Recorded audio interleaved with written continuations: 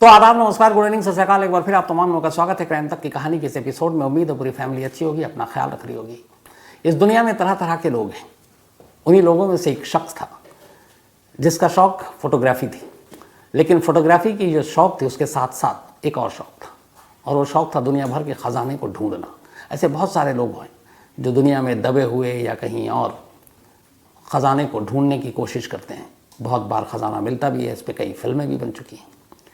लेकिन ये जो शख्स था, ख़जाना ढूंढने की काफ़ी इसने कोशिश की, इतिहास के पन्नों के ज़रिए। कामयाबी मिली नहीं। धीरे धीरे वक्त बीता, फिर उसे लगा कि कहाँ ख़जानों के चक्कर में पड़ा हुआ हूँ, ख़जाने तो मिलेंगे नहीं। तो जहाँ सबको पता है कि कई ऐसी जगह है इस दुनिया में जहाँ पे ख़जाना रखा रहता है, तो उन गड़े या दबे ख़जाने को ढूंढ कर अपना वक्त ज़ाया करने की बजाय क्यों ना उन ख़जानों के बारे में बात की जाए जो हम सबको पता है कहाँ रखा होता है। अब इसने फिर धीरे धीरे सोचना शुरू किया, और तभी इसे ख्याल आया, एक ऐसा ख़जाना जो हर एक की आंखों के सामने होता है लेकिन कोई वहाँ तक पहुँच नहीं पाता, तो क्यों ना उस ख़जाने पर हाथ मारा जाए। और वो ख़जाना था एक बैंक में। अब उसने जब ये दिमाग में ख्याल आया तो इसके बाद उसने उसके ऊपर काफ़ी रिसर्च किया। रिसर्च करने के बाद अब उसने तय किया कि इस बैंक में रखे हुए पैसों को लूटा जाए, क्योंकि मेरे लिए यही ख़जाना है, और साथ ही अपनी होशियारी, अक्लमंदी दिखाने का भी यही ज़रिया है। इसके बाद उसने एक बैंक को चुना, और यहीं से कहानी शुरू होती है। ये कहानी है फ्रांस के शहर नीस की। उस वक्त दुनिया के चुनिंदा ऐसे बैंक थे जिनकी मजबूती, जिनकी सुरक्षा की मिसालें दिया जाती थी। तो इस बैंक का नाम था सोसाइटी जनरल। इस सोसाइटी जनरल बैंक की खासियत ये थी कि बहुत पुरानी इमारत में बनी हुई थी। इसकी सुरक्षा ऐसी थी कि वो गार्ड या इंसानों पर भरोसा नहीं करते थे।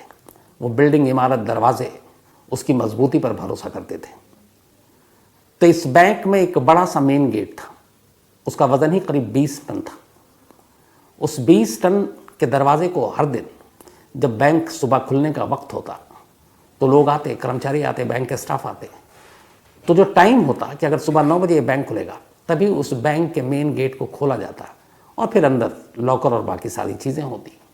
इस बैंक की बिल्डिंग दरो दीवार ऐसी थी कि दीवारों में भी लोहे लगे हुए थे, तो दीवारों को भी भेदना आसान नहीं था। कोई रोशनदान नहीं, कोई खिड़की नहीं, कोई और ऐसी चीज़ नहीं, मतलब एक छोटा सा भी रास्ता जिससे आप बैंक के अंदर दाखिल हो सकें। सिर्फ और सिर्फ एक बड़ा सा गेट, और उस गेट को बैंक खुलते ही खोला जाता सबके सामने, और फिर बैंक जब बंद होने का वक्त आता तो उस गेट को बंद कर दिया जाता। 19 जुलाई 1976 की बात है ये। सुबह का वक्त था। तमाम स्टाफ गेट के पास पहुंच गए बैंक के वक्त से पहले। अच्छा, ये वो दौर था 1976। तब ये एटीएम या फिर इस तरह की चीज़ें नहीं थी। आपको बैंक का लेन देन के लिए आपको बैंक ही जाना पड़ता था। एटीएम मशीनें भी नहीं हुआ करती थी कि आप कहीं से पैसे ले लो, उसमें डाल दो, डिपॉजिट कर दो, क्योंकि टेक्नोलॉजी थी नहीं। तो हर काम जैसे हम आप कुछ साल पहले तक बैंक ही जाया करते थे हर बार, तो ये वो दौर था। तो ना इंटरनेट ना टेक्नोलॉजी बैंक में। तो बैंक पूरी तरह से इंसानों के हवाले और इस मजबूत दरवाजे और दीवार के भरोसे पर। 19 जुलाई 1976 की सुबह बैंक खुलने का वक्त हुआ। तमाम स्टाफ पहुंच गए। अब जिसकी जिम्मेदारी थी उस बैंक के ताले को खोलना, वो उस वॉल्ट यानी दरवाजे को खोलता है, लेकिन दरवाज़ा खुलता ही नहीं है, बिल्कुल जाम। दोबारा कोशिश करता है, नहीं खुलता है। करीब 10-15 मिनट हो जाते हैं। तभी बैंक स्टाफ को याद आता है कि ऐसा 2-3 बार पहले भी हो चुका है कि दरवाज़ा खोलने की कोशिश की गई और नहीं खुला, शायद वो अंदर से जाम हो जाता है। तो इस दरवाजे और इस सिक्योरिटी की जिम्मेदारी जो जिस कंपनी को दी गई थी, जिसने ये दरवाज़ा बनाया था, जिसने ये ताला बनाया था, इससे पहले 2-3 बार जब भी ये दरवाज़ा नहीं खुला तो उस सिक्योरिटी कंपनी को फ़ोन किया गया। उनका फिर स्टाफ आया और उसने अपनी टेक्निक से दरवाजे को खोल दिया। तो 19 जुलाई 1976 की सुबह भी दरवाज़ा खोलने की कोशिश की गई, खुल नहीं रहा। करीब 1 घंटा बीत गया। अब ये हुआ कि लोगों जो बैंक में अब जिन्होंने अपना पैसा रखा है, उनकी अपनी ज़रूरत के हिसाब से अब कस्टमर भी वहाँ पहुँच गए। तो बैंक स्टाफ के साथ साथ अब कस्टमर की भी भीड़ गेट के बाहर। इधर दरवाज़ा खुल नहीं रहा है, बैंक स्टाफ परेशान, कस्टमर उधर अलग नाराज़। तो 1 घंटे की तमाम कोशिश के बावजूद जब नहीं खुला तो ये तय हुआ कि उस सिक्योरिटी कंपनी को फ़ोन करके बुलाया जाए। अब सिक्योरिटी कंपनी को इन्फॉर्मेशन दी गई कि भैया दरवाज़ा खुल नहीं रहा, आप आ जाओ। उनकी कंपनी के लोग आए। अब उन्होंने दरवाज़ा खोलने की कोशिश की। कोशिश करते रहे, दरवाज़ा खुला नहीं। ऐसा लग रहा था कि बिल्कुल बुरी तरह से जाम है। करीब 3 घंटे बीत गए। 3 घंटे तक वो दरवाज़ा नहीं खुला। जब 3 घंटे तक नहीं खुला, इधर कस्टमर परेशान, क्या करें? तो फिर ये तय हुआ कि दरवाज़ा वैसे तो खुलेगा नहीं, दीवार भी इतनी मजबूत है, टूट सकती नहीं। तो एक काम करते हैं, इस दरवाजे के अंदर एक ड्रिल करते हैं, ड्रिल मशीन से एक होल करते हैं और उसके ज़रिए ये देख सकते हैं हाथ डालकर कि आखिर अंदर से वो कहाँ पे लॉक फंसा हुआ है। तो जहाँ पे अंदर से लॉक हुआ करता था, चूँकि उस कंपनी को मालूम, उन्होंने ड्रिलिंग मशीन से उसी के पास एक होल करना शुरू किया। उसमें भी काफ़ी वक्त लगा, क्योंकि 20 टन वजनी दरवाज़ा और चोर वो ड्रिलिंग के ज़रिए खोल ना पाए, इसकी भी पूरी इंतज़ाम उसमें था। खैर कुछ वक्त लगा। ड्रिल मशीन के ज़रिए एक छोटा सा होल हुआ जिससे कि एक हाथ अंदर जा सके। अब एक कंपनी के मुलाजिम ने हाथ अंदर डालकर उस लॉक को टटोला कि अंदर से होकर जाम है तो खोल सकें। लेकिन जब हाथ अंदर गया तो वो हैरान रह गया। उसने देखा जहाँ पर लॉक होना चाहिए था, लॉक की जगह पर ऐसा लग रहा है कि जैसे अंदर से किसी ने पूरे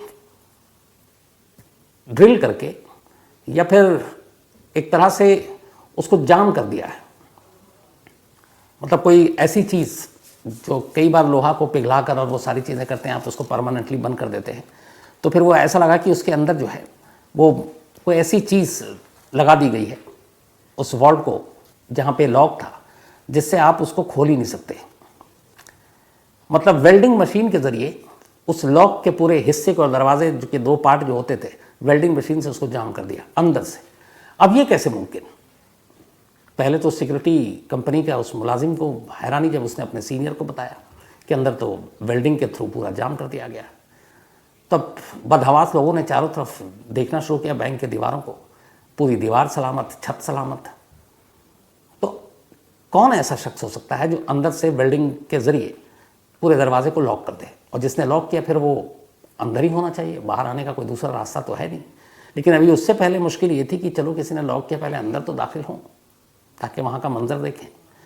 अब ये हुआ कि इतना बड़ा होल जिससे एक आदमी कम से कम अंदर दाखिल हो, वहाँ पे कहाँ पे किया जाए? दरवाजे के साथ बहुत वक्त लगता। इधर लोगों की भीड़ बढ़ती जा रही थी। आखिरकार तय हुआ कि एक दीवार के पास वेल्डिंग मशीन से एक इतना बड़ा सुराख किया जाए कि एक आदमी एक बार में आसानी से अंदर दाखिल हो सके। अब उस दीवार में होल करना शुरू किया गया। आखिरकार दीवार में होल किया गया। पहला शख्स अंदर गया। जब वो अंदर गया तो वो अंदर चीख पड़ा। उसने देखा कि अंदर सारे लॉकर टूटे पड़े हुए हैं, सारी तिजोरी गायब, उसके अंदर का रखा हुआ माल गायब। अब धीरे धीरे करके बाकी लोग अंदर गए।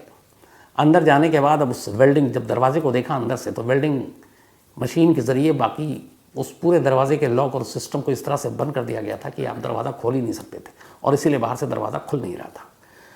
अब फिर उस वेल्डिंग जो किया गया था उसको तोड़ा गया, हटाया गया, तब दरवाज़ा खुला। अब अंदर जब उन्होंने देखा कि सारी चीज़ें लुट गई हैं, और फिर उनकी नज़र पड़ी बैंक के अंदर कोई शख्स नहीं, एक गड्ढे पे बहुत बड़े। अब उन्होंने उस गड्ढे को देखा तो लगा ये कुछ सुरंग टाइप है। अब यहाँ से पुलिस की एंट्री होती है। फ़ौरन पुलिस को खबर दी जाती है। पुलिस पहुँचती है। पुलिस बैंक का मुआयना करती है। बैंक का मुआयना करने के बाद जो सबसे पहले पुलिस देखती है, अंदर बैंक के एक दीवार पर एक मैसेज लिखा हुआ था। शायद जिसने बैंक पर हाथ साफ किया था उसने जाते जाते ये मैसेज लिखा था। ये जो मैसेज है था तो फ्रेंच लैंग्वेज में, लेकिन उसका हिंदी में ट्रांसलेशन ये है कि बग़ैर हथियार, बग़ैर नफ़रत के और बिना किसी वायलेंस के, बिना किसी हिंसा के, तो बग़ैर हथियार, बिना नफ़रत और बिना किसी हिंसा के बैंक लूट लिया। अब इससे क्लियर हो गया कि ये बैंक रॉबरी का मामला है। तो ये बैंक की चोरी 900 करोड़ की, लेकिन एक 100 करोड़ बैंक हाइस्ट। पुलिस ने मामले की तफ्तीश की। अब उस सुरंग को पे जब नज़र पड़ी पुलिस की टीम की, तो उस सुरंग में मजबूरी थी किसी को उतार कर देखना कि इसका दूसरा सिरा कहाँ जाकर खुलता है। खैर पुलिस की टीम जो है सुरंग में उतरी। सुरंग में अंधेरा। अब वो अंधेरे में चलते गए। चलते चलते जब वो सुरंग के दूसरी तरफ निकले तो पता चला कि वो उस शहर के एक अंडरग्राउंड सीवरेज होती है उसकी लाइन थी, और वो शहर के एक खास जगह पे सीवर के पास से बाहर निकले। जहाँ पे वो सीवर निकल रहा था वहाँ पे बिल्कुल सुनसान टाइप की जगह थी। तो अब बैंक से इस सीवर के बाहर पुलिस की टीम निकली तो ये अंदाज़ा हो गया कि जो बैंक के लुटेरे थे उन्होंने सुरंग खोदी, इस सीवरेज लाइन के थ्रू बैंक तक पहुँचे, बैंक को लूटा और इसी रास्ते से वापस चले गए। अब ये क्लियर हो गया कि मामला बैंक रॉबरी का।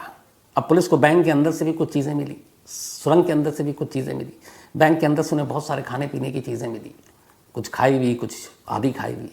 उन्हें लगा कि जो भी चोर था बड़ी तसल्ली से उसने खाना खाया, क्योंकि खाने की मात्रा इतनी ज़्यादा थी।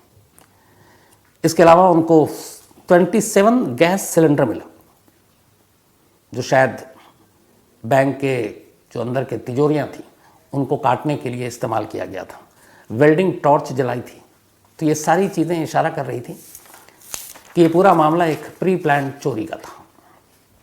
इतना ही नहीं, जिस सुरंग के ज़रिए सीवर के थ्रू पुलिस की टीम निकली तो वहाँ पे वेंटिलेशन मशीनें भी लगी हुई थी, ताकि हवा जो है फ्रेश एयर वो ले सकें, ताकि अंदर दम घुट ना जाए। तो इतने सारे तामझाम के साथ शहर के एक सबसे सुरक्षित बैंक के अंदर एक चोर चोरी कर चुका था। अब हिसाब किताब लगाना शुरू किया गया। जब हिसाब किताब लगाना शुरू किया गया तो उस वक्त जो रिपोर्ट आई वो ये थी कि 20 मिलियन से भी ज़्यादा, यानी कि डॉलर में अगर कहें तो 110 मिलियन डॉलर और इंडियन करेंसी में कहें तो करीब 900 करोड़ रुपए कैश और ज्वेलरी उस बैंक की तिजोरी से गायब हो गए थे, जो अलग अलग लोगों के थे।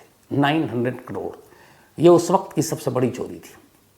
इस चोरी की खबर पूरी दुनिया की मीडिया में आई, फ्रंट पेज पे खबरें छपी, और इस चोरी के तरीके पे लोग हैरान थे कि कैसे ये चोरी हुई। अब पुलिस के ऊपर, फ्रेंच पुलिस पर दबाव कि इस चोरी के केस को सुलझाएं। फ्रेंच पुलिस ने अपनी स्पेशल टीम बनाई, लोगों को लगाया। 3 महीने बीत गए, 3 महीने तक कोई जानकारी नहीं मिली। अब अक्टूबर का महीना आ गया, अक्टूबर 1976। पुलिस अब भी कोशिश कर रही है 900 करोड़ रुपए के चोरों को पकड़ने की, और हाथ खाली है। 3 महीने के बाद अक्टूबर 1976 में एक लड़की अचानक एक पुलिस स्टेशन में पहुंचती है, इसी नीस शहर के, और वहां जाकर कहती है कि मुझे इस बैंक चोरी के बारे में जानकारी है। अब पुलिस को और क्या चाहिए। उसने कहा कौन क्या। वो एक शख्स का नाम बताती है, कहती है कि वो मेरा बॉयफ्रेंड है, और मुझे कल ही पता चला उसकी बातचीत से, उसके पास काफ़ी अचानक पैसे आ गए कि उसने इस बैंक को लूटा है। तो मेरा एक शहरी के नाते फ़र्ज़ है कि पुलिस को इन्फॉर्म करूँ। पुलिस ने उसको थैंक्स बोला और फिर उसका नाम पता हुलिया सब जगह लिया, और कुछ घंटे के बाद ही, 3 महीने के बाद, इस बैंक की चोरी का पहला चोर पुलिस के शिकंजे में था। अब पुलिस ने जब उसको पकड़ा, उससे पूछताछ की गई, तब उसने अपने बाकी गैंग के लोगों के नाम बताने शुरू किए। जब सारे गैंग के लोगों को पकड़ लिया तो पुलिस हैरान थी, क्योंकि वो सारे छोटे मोटे चोर थे, छोटे मोटे गिरोह चलाते थे।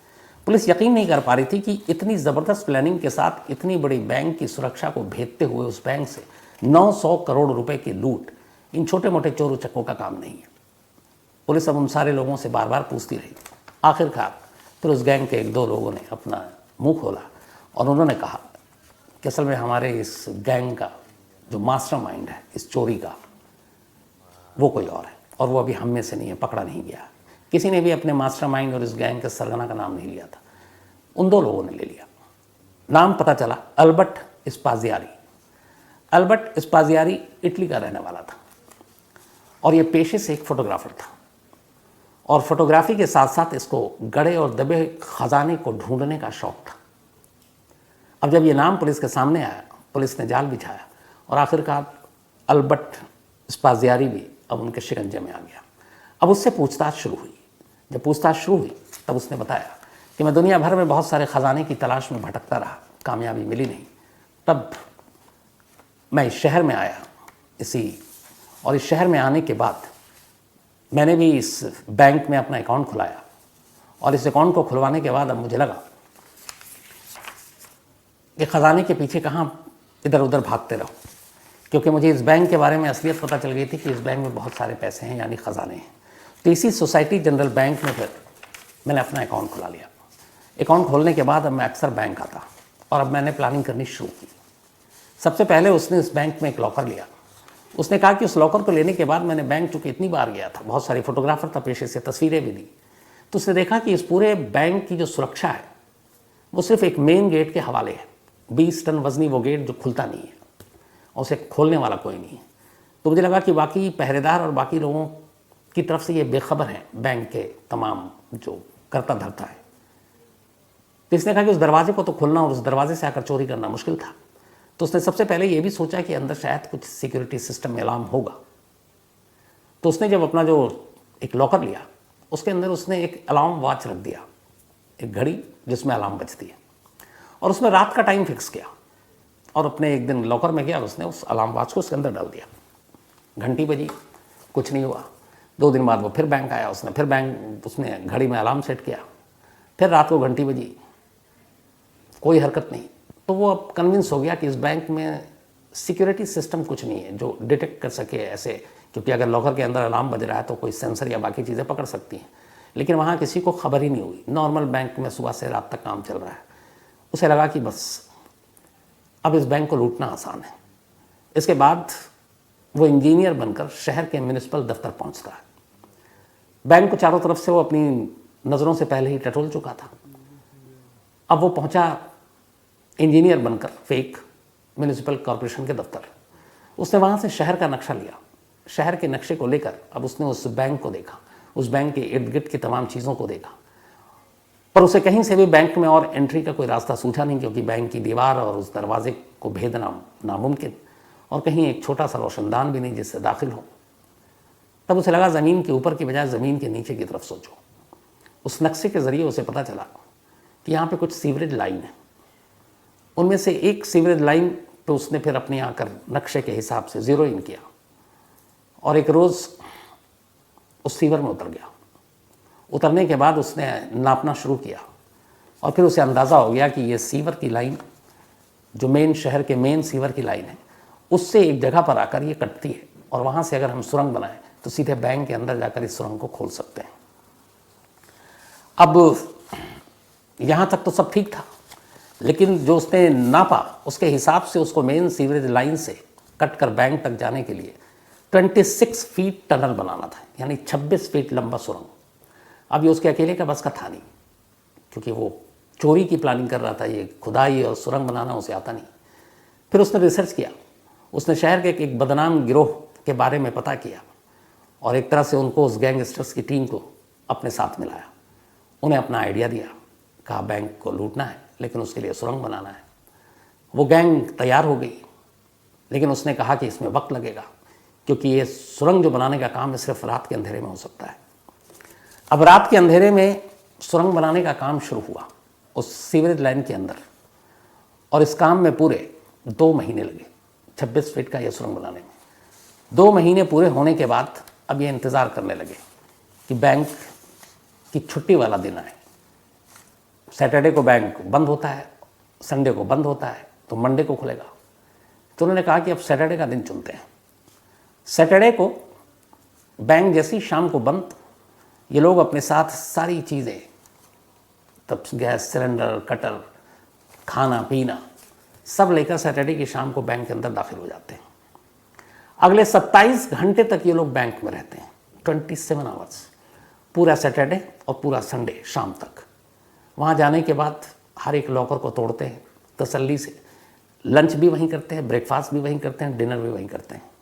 सब करने के बाद एक वेल्डिंग मशीन से जो मेन दरवाज़ा था उसके अंदर से उसको बंद कर देते हैं, ताकि अगर ऐन वक्त पे कोई बैंक में आना भी चाहे तो अंदर ना आ पाए, और बैंक में दाखिल होने का दूसरा कोई रास्ता नहीं था। इस तरीके से इसने ये सारी लूटपाट की, लेकिन एक गैंग मेंबर की गर्लफ्रेंड ने पुलिस में भांडा फोड़ दिया और ये सारे लोग पकड़े गए। तो अब ये साहब भी पकड़े गए, मास्टरमाइंड। इसके बाद इनको जज के सामने पेश किया गया। जज के सामने जब पेश किया गया तो सारे सबूत इसके खिलाफ थे। इसने अपना जुर्म कबूल कर लिया। उसने कहा कि हाँ, मैं ही इसका मास्टरमाइंड हूँ। इतनी बड़ी चोरी थी, उस जुर्म को देखते हुए उस वक्त अदालत ने इसको उम्र कैद की सज़ा सुनाई। उम्र कैद की सज़ा मिल तो गई, लेकिन अभी तक चोरी का माल नहीं मिल रहा था। अब पुलिस इधर परेशान थी। थोड़े बहुत मिल गए, 900 करोड़ में थे 200-400, आधे से ज़्यादा अभी तक नहीं मिले। अब मास्टरमाइंड यही, तो चोरी का रकम भी कहाँ है इसी को पता। पुलिस ने इससे कहा भी कि देखो अगर तुम करोगे तो तुमको तुम्हारी सज़ा कम होगी, लेकिन इसने बताया नहीं। अब जिस दिन उम्र कैद की सज़ा हुई, सज़ा सुनाने के बाद जज साहब इससे आखिरी बार पूछते हैं कि कहाँ है तुम, अगर बता सको। सज़ा सुनाई जा चुकी है, उम्र कैद मिल चुकी है। ये कागज़ पर कुछ कोडवर्ड लिखता है और वो कोडवर्ड लिखकर जज साहब के आगे कर देता है। कहता है ये सारा चोरी का माल यहाँ छुपा हुआ है। अब कहाँ छुपा हुआ है ये उसने कोडवर्ड में लिख कर दिया है। जज साहब ने पूछा कि इसका कोड बताओ, तो उसने कहा नहीं, मैं कोर्ट में सबके सामने नहीं बताऊंगा। मैं कहाँ कहाँ खजाना छुपा है, अलग अलग जगहों पर है, ये कोड मैंने आपको दे दिया, ये डिकोड मैं सिर्फ आपके सामने करूँगा, अकेले में, आपके कमरे में। जज तैयार हो गए। अब बाकी सारे लोग कोर्ट रूम में, जज साहब के चैम्बर के अंदर ये पहुँचते हैं चोर साहब, और वहाँ पहुँचने के बाद अब वो जज पूछता है कि चलो अब कोड बताओ। तो जब कोर्ट की बात आ रही थी, ये कुछ टाइम लेता है और कुछ बताना शुरू करता है, और इसी बीच में अचानक जज साहब के कमरे में एक विंडो थी, और वो विंडो फर्स्ट फ्लोर पे थी। इसके बाद अचानक जज साहब उलझे हुए और ये उस विंडो से नीचे छलांग मार देता है। नीचे एक मोटरसाइकिल खड़ी थी पहले से, नीचे छलांग मारते ही उस बाइक पर बैठता है और 9-2-11 जज के कमरे से उम्र कैद की सज़ा मिलने के बाद ख़जाने का पता देने के नाम पर ये जज की आंखों के सामने से भाग जाता है। फिर ऐसा भागता है कि कभी उसका कोई सुराग नहीं मिलता। अब वो निकल चुका, हाथ आया नहीं, धीरे धीरे वक्त बीता, लेकिन चोर अभी भी सामने नहीं आ रहा है। आखिरकार बहुत लंबा वक्त जब बीत गया तो फिर 1989, 8 जून 1989 में खबर आई इटली से, अल्बर्ट की मां ने कहा कि उसके बेटे की मौत हो गई है इटली में। 8 जून 1989 को पूछा गया कि कैसे मौत हुई। उन्होंने कहा मुझे भी नहीं मालूम, कुछ लोग मेरे बेटे की डेड बॉडी को मेरे घर के बाहर रख कर चले गए। तो ये आज भी एक राज है कि अल्बर्ट की मौत कैसे हुई, किन लोगों ने मारा, या फिर नेचुरल डेथ हुई, और वो कौन लोग थे जो उसकी डेड बॉडी को उसके घर के बाहर चले गए। लेकिन इससे पहले जब ये वहाँ से भागा था तब अल्बर्ट ने एक टीवी इंटरव्यू दिया था, और उस टीवी इंटरव्यू में उसने डिटेल में बताया था कि उसने इस चोरी की प्लानिंग कैसे की थी। वही डिटेल जो अभी मैंने आपको थोड़ी देर पहले सुनाई। तो ये थी उस वक्त की सबसे बड़ी चोरी। और कमाल की बात ये कि चोर जज के कमरे से भी भाग गया, और ऊपर से कमाल की बात ये कि उस लूट की रकम में से ज़्यादातर रकम कहाँ है आज भी वीनस या फिर पुलिस को नहीं मालूम।